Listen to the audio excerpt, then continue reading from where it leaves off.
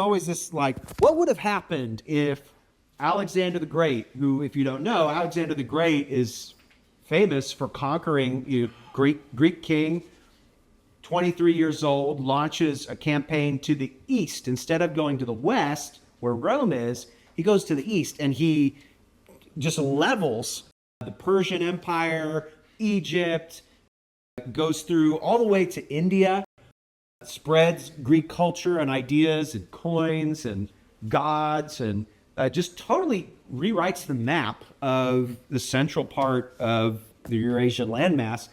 What would have happened if he would have gone to the West? This is like one of the most interesting counterfactual military history questions. And we don't have an answer to that from history, but we do have one case in which a descendant of Alexander, or not a descendant of Alexander, but a descendant of one of the members of the inner circle of Alexander, decides to go to the West and test out his strategy, which is very similar to Alexander's strategy militarily against the Romans. And we'll talk about how that goes. The readings for this week would have given you a sense of how that went, but we'll talk about that either today or on Wednesday. And then we'll spend the entirety of Wednesday on what's called the First Punic War, which is Rome's conquest of the Western Mediterranean. They have a major hegemonic enemy in Carthage, in the western part of the Mediterranean. And Carthage ends up in conflict with Rome almost continually from the 260s BC up until the end of the 200s. So there's a break, but there are two giant wars, like wars that last, each of them lasts a generation, 15 to 20, 30 years, in the case of the First Punic War, and then the Second Punic War, another almost 20 years. And those wars fundamentally changed the landscape of the Western Mediterranean. They changed the course of history in a lot of ways. I mean, what would have happened if the Romans had lost one or both of those wars? It's anybody's guess, but things would have been very, very different. So we'll talk about those things. All right. And if at any time you have a question or comment, feel free to just jump in. No problem at all. So I mentioned that there is this military culture. I hinted at that there's a reason why the Romans fight war after war after war and seem to be obsessed with accumulating land. So one thing is that the Romans are citizen soldiers. So there's no clear distinction between, like there is in our system, a sort of private person who's doing a regular type of job, that they're a farmer, they're a craftsman, whatever, and then a soldier. In our society, we have professional soldiers. We have, when people go off to join the military, that is a job, that is a career. When you see military advertisements, it's like when I was at the right demographic to join the military, I saw them all the time. I mean, whatever it was that I was watching, the military knew that, and they were constantly feeding, like, join the army, join the Marines. They needed us to go fight in Iraq, really. So we just got pummeled with that. But it was like, this is a career. This is like a thing that you do, and you will be set up for life. You get a salary. It's a profession. For the Romans, it's not like that. For the Romans in the Republic, property owners who are farming part of the year or who are making stuff in the city or whatever, they're serving part of the time, part of their lives in the military, just by means of duty. So every man aged 17 to 46 has to, at the beginning of the year, that's March, at the beginning of the year, has to go and assemble in the field of Mars, in the field of the god Mars, just outside the city. They have to go there, and they have to present themselves for military service. And they have to serve over the course of this amount of time, during these years, they have to serve at least 16 years. That is if they're going to serve as a foot soldier. If they're going to serve in the cavalry, they have to serve 10 years. But either way, this is a substantial period of their life. They have to go and fight largely during the summer. So there is this military culture just embedded in the city. And we see it in some of the Roman values. So piety. think about what I was saying about religion. I didn't quite get to finish everything I wanted to say about religion, but we'll incorporate it into some things. But one thing I'll say now, which is piety was, if you remember, it's about this idea of loyalty. You owe certain things to those above you, your father, your grandfather, but also the gods. And the way that the gods, if you remember, show that they honor what you're giving to them, that they accept your duty, that you are serving them faithfully, is to give you military victories.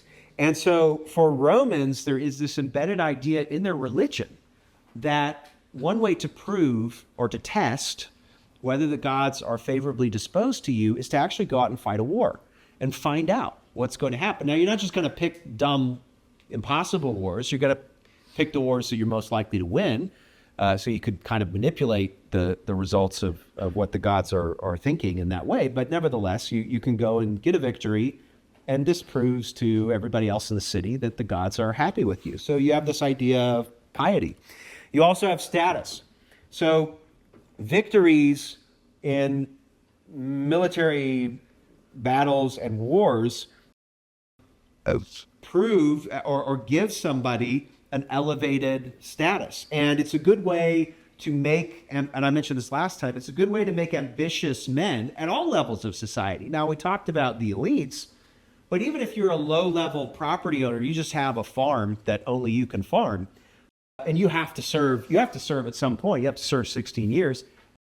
You're motivated to win because winning, being a part of a winning Roman army, diffuses some of that glory to you, and you can tell your kids, and you might even have something amazing happen to you. So a good example of this, just a story, in 508 BC, right after the Roman Republic is founded, there was a Roman named Horatius, and Horatius was fighting off the Etruscans. The Etruscans were trying to take a Roman bridge to get into the city, and Horatius sends his army or his fellow soldiers in the army back into the city while he single-handedly holds the bridge against this Etruscan army. He's fighting and he gets a spear through him, but he's able to hold off this army long enough that his buddies in the army can start disassembling and essentially like destroying the bridge.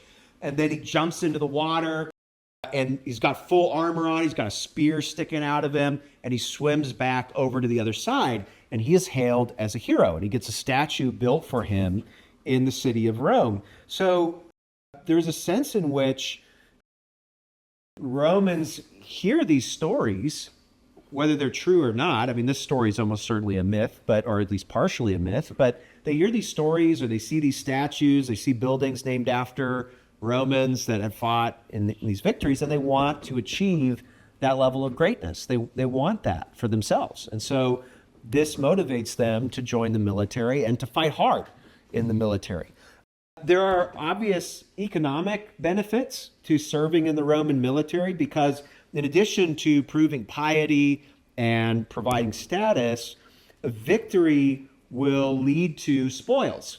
And those spoils get distributed among the soldiers. So the better spoils and more quantity of spoils go towards those at the top. State typically takes half, but the other half goes to the commanding officer to distribute among the soldiers. Now he gives a disproportionate portion to himself and the people that are his officers, but it does trickle down into the sort of low-level soldiers. So a Roman soldier that went into the year maybe owning one plot of land, maybe they go over and they conquer a neighboring city, that land gets redistributed and he gets a chunk of that land. So now he's maybe doubled or tripled his land. And if you remember, that matters because this creates, this elevates him in his voting power in the centuriate assembly. And over the course of maybe his entire lifetime, or certainly his lifetime and maybe his son's lifetime, a family can accumulate a lot of upward mobility in Roman society because of this. You're here, I'm sure that you are here at the university in part for upward mobility. There might be a few people in this room that are in this case, which was the old way of doing university, which was most people didn't go, and it was largely a place for very wealthy people to get refinement. You would go to university to kind of learn the type of cultural knowledge that you would need when you're around the dinner table with other people that inherited businesses or whatever from their parents. So that's totally fine. But the university now is very much a vehicle for upward mobility. I guarantee there may be a quarter of this room, or somewhere probably between a quarter and a tenth of this room, based on my understanding of the stats of this university, are first-gen students. You are people where your parents did not go to the university. And probably part of your hope and your parents' hope for you is that you will end up at a better spot in life than they ended up. And university education is one. There are multiple pathways to that in society, in our society, but it's one of those pathways. In ancient Rome, you don't have education as a pathway to upward mobility. What you do have is the military. The military is the main vehicle for upward mobility socially and economically in ancient Rome. So if you can get in, if you can at least have some property to get in, you are likely, as long as you perform well, your unit performs well, to accumulate more property and to find the fortunes of your family in a better spot generation after generation. Tremendously beneficial. And then, of course, in addition to just land, there's also resources. The Roman state will gradually accumulate tin mines, copper mines, obviously fields, but access to rivers, salt. I don't know, there's just a variety of different natural resources, harbors as they conquer coastal cities. So there are a lot of natural resources that accumulate to the Romans, both the state and the people, by means of military conquest. So there is, again, this motivation behind that. Patrimony, I guess I've already talked about. Patrimony is just a word that captures the idea of a kind of land, an inherited land portfolio. So that goes back to what I was talking about with this kind of growing amount of land capital, really, generation after generation. And if war is your main access to increasing your patrimony, why wouldn't you vote for war, right? If you're voting in the Centurion Assembly, and as long as you think that the enemy can be defeated, why wouldn't you vote for war? Why wouldn't you go serve?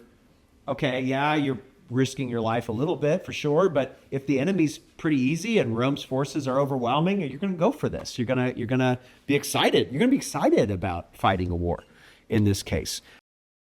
The other thing that happens, of course, is increased manpower. So there's a kind of feedback loop. So the men that fight the wars obtain all of these benefits.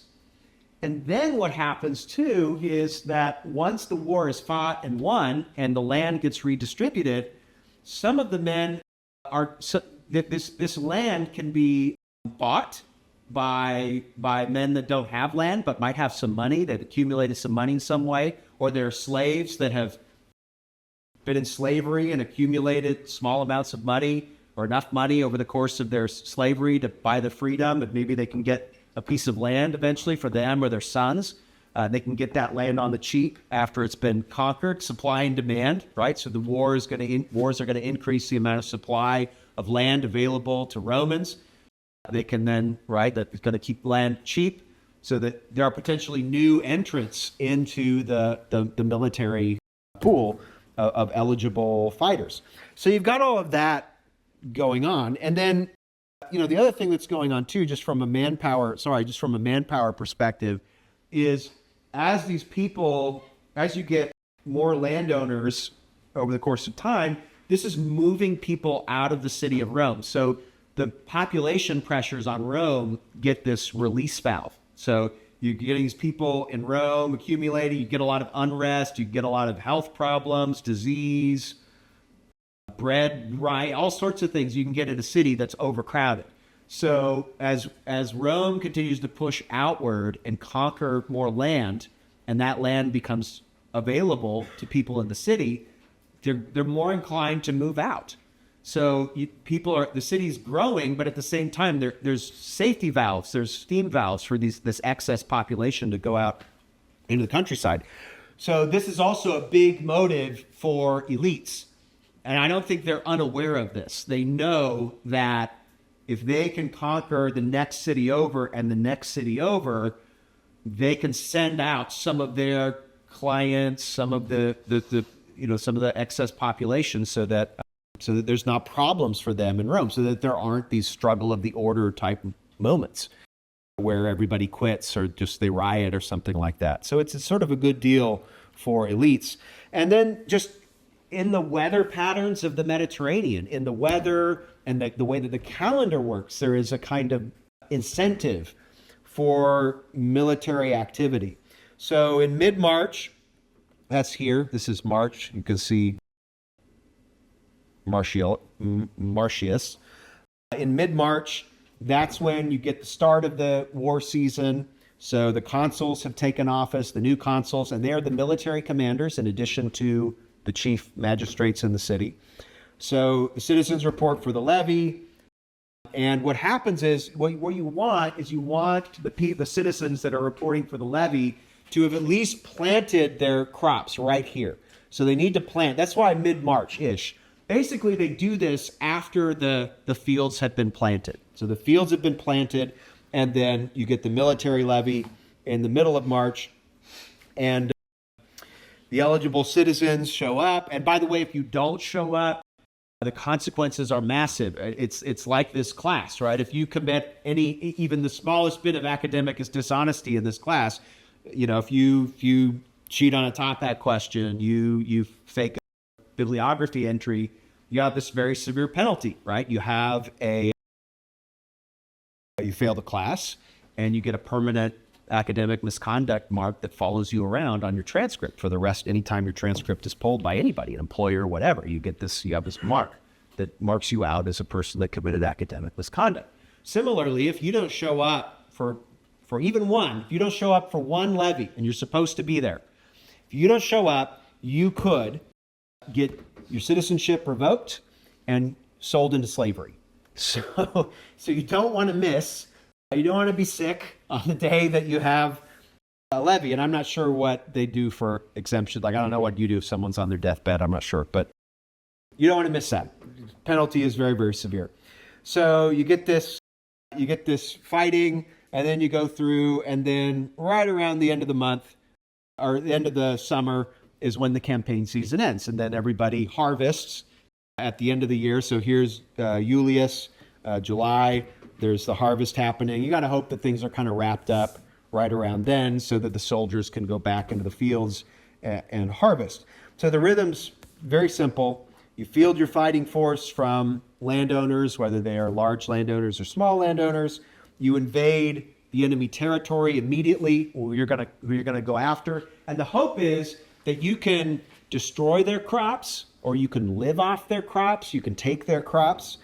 And you, of course, want some of your soldiers back near Rome to protect Rome, so that enemy soldiers everybody does this, right? Rome sends off its soldiers, the other cities send off their soldiers, and you hope that you can protect your crops, and then that you can take their crops. Each city's got the walls, so you're going to withdraw into the walls if you're desperate, and just hope that you can wait it out, that you've got stores. You got to store up some grain in case your fields get destroyed. You can't have long sieges in this situation, because eventually you got to get back to here. Your soldiers can't stay away from their fields forever. So you might be able to put up a siege for a few weeks or maybe a month and a half, but eventually the soldiers just have to call it off. So if you can hold out in a siege for long enough, you will break the siege, because the enemy soldiers are all citizen soldiers. They're not professionals. They have to go back to the field. You get rare instances in the early republic where senators will fork over some of their resources to keep an army in the field over the course of the winter. This is very rare, but it does happen in some extenuating circumstances where the Senate will say, we got to keep an army on, and they do this with Veii, and I'll get to Veii in a second, the neighboring city. We have to keep that siege going. We don't want to break the siege, so the Senate would donate resources to pay for that army to stay and ensure that they're taken care of. It can actually campaign for the entire year. Each year, there would be a new general, because the consuls are elected every year. So there's just this 1 year cycle every time. Now, you could do things this way, which is obviously very costly, and there's a whole process associated with it. But as Rome grows more powerful by the end of the 400s, what tends to happen is cities just preemptively surrender. So what they do is that just the campaign season happens, Rome will declare war on thus and such a city, and the leaders of that city will say, well, look, why go through this whole process? Like, we don't need to go through this whole process. So we don't actually need to walk the batter. We don't need to throw the balls 4 times, which is automatic walk. They didn't do that when I was younger. You had to wait for the, Kirby Puckett or King Griffey Jr. or whatever to get walked. Frank Thomas. I don't know if you know who these people are, but they were big deals a long time ago. Anyway, so same thing. So Veii, or not Veii because they didn't do this, but like a Latin city would just be like, all right, let's not fight the whole war. We'll just give you the crops. Just take the crops, and you can just have some soldiers as well. And there might be a fixed term. We'll pay you these crops for each year for 10 years if you agree not to attack us.